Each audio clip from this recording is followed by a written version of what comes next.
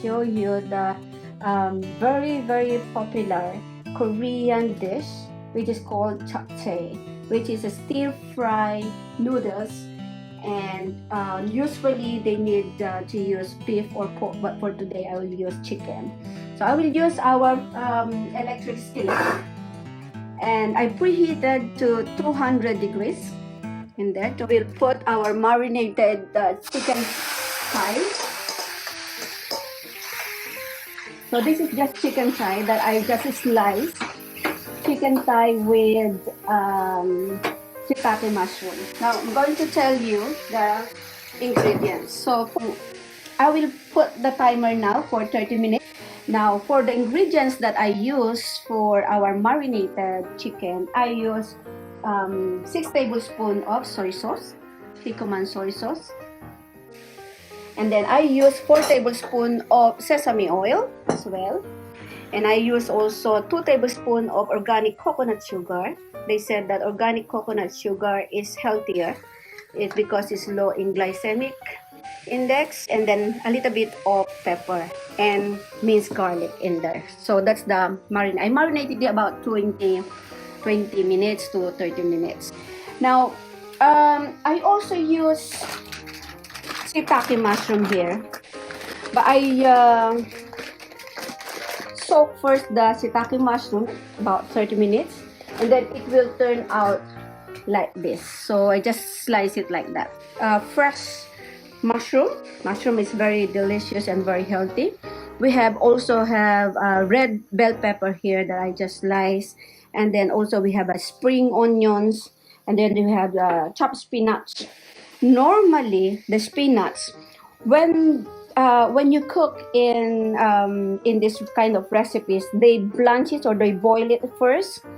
But the thing is, our spinach has lots of vitamins and minerals. So if we boil it, you will lose all the nutrition or most of the nutrition, because nutrition is water soluble or sprouts. I just boiled it, or just soak it in boiling water. I also have here our eggs. This is for our omelette or just for the topping as well. We have salt and pepper, and we have just avocado oil for our eggs. We also have, this is the main character for our dish. This is our sweet potato glass noodles. So sweet potato glass noodle. You can buy this in any Asian shop. And just normally you do need to boil it like pasta. But what I normally do with our noodles, I just soak it with the boiling water.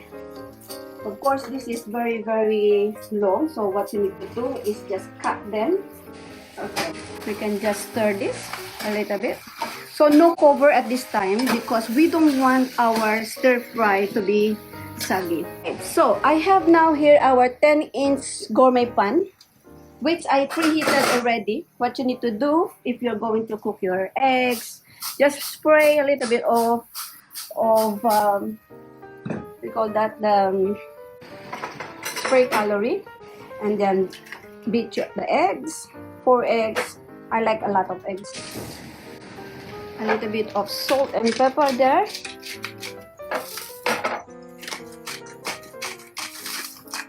And just beat it.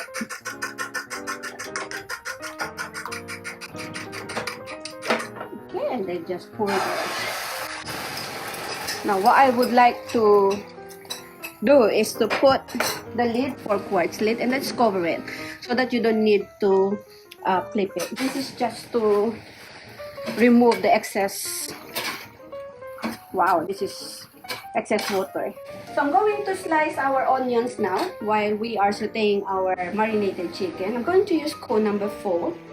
If you want sliced onion, use cone number 4, just like that. And this is how much we get already.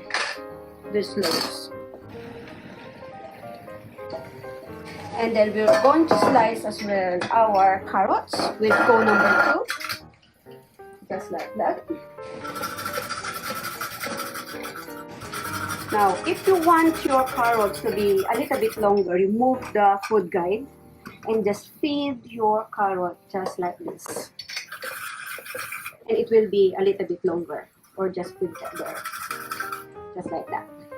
Okay, so what you could notice here, there's no more sauce.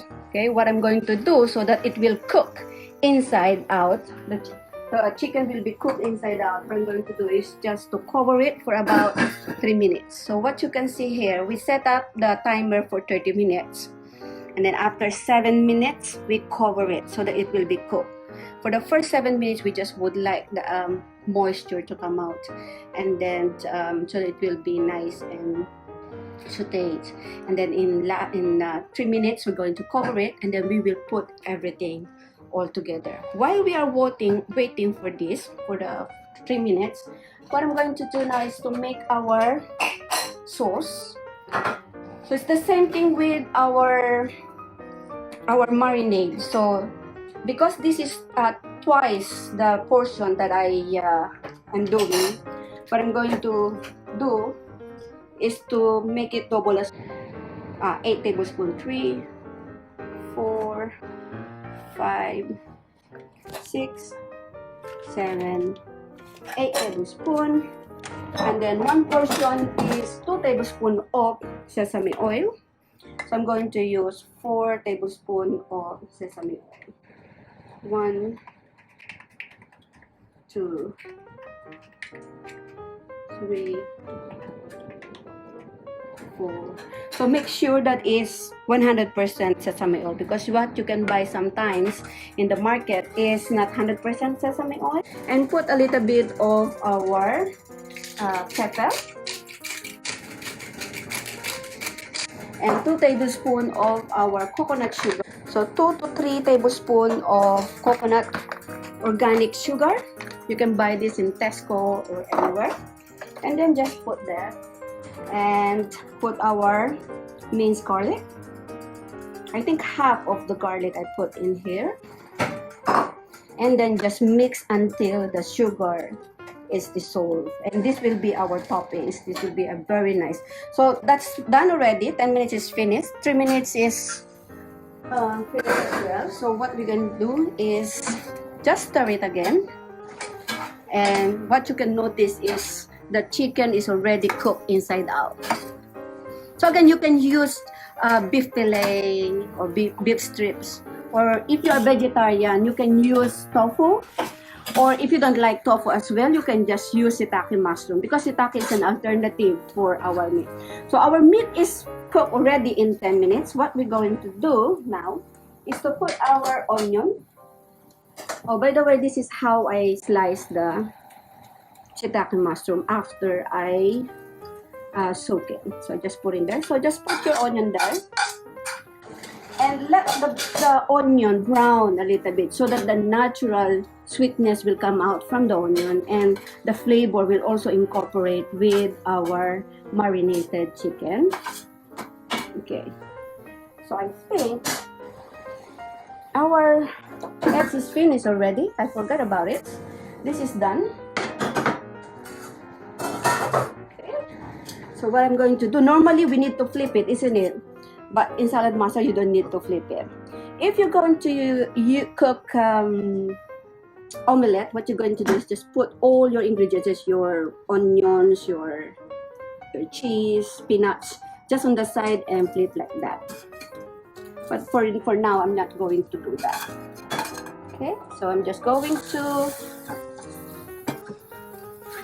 because what I'm going to do is to slice this. There you go. And then just slice it so that we can use this for our garnish later. Okay, so just like that.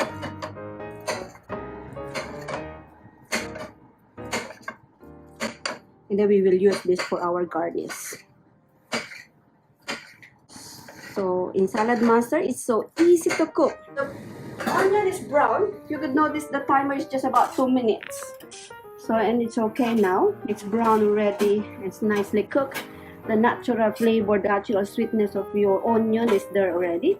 Now, this is now the magic part. Normally, in a traditional way of cooking of the japchae, what they normally do is they cook one at a time. they cook with oil and then stir fry all the vegetable oil. But now we're just going to cook this in just one pot. So just like this. So your soaked sweet potato noodles, and then going to arrange now all our vegetable there. It's going to be delicious. I just hope that you can taste this. But when I go to your places, I'm going to cook this for you for our cooking tutorial. Then our spring onion as well. This is our spring onion.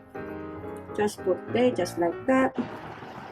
So if in Saladmaster, if you know how to dump, you can cook in Saladmaster. Just dump everything in our. Look at that. It's so nice. So pretty. Okay. Okay. Now make sure that there's nothing on the side so that when you close it, it will not interfere with our semi-vacuum solution. And I will just put our look at that, it's full pack of vitamins and minerals. And then you can pour our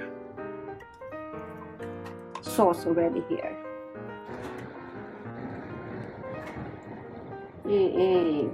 So delicious. So with our carrots as well. Look at this, beautiful.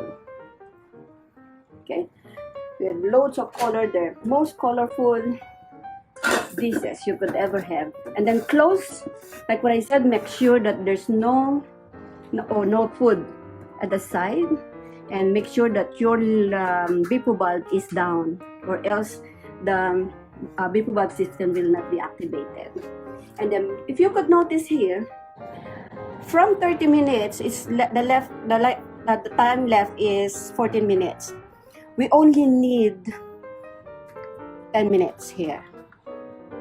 Okay, so in 10 minutes, your japchae is already cooked, and also we will stir it once the time is finished. Okay, so in 10 minutes, I will show you this beautiful japchae or stir fry noodles.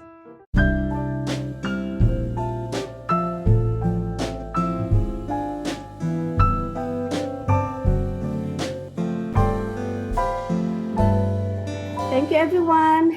Happy cooking in Saladmaster.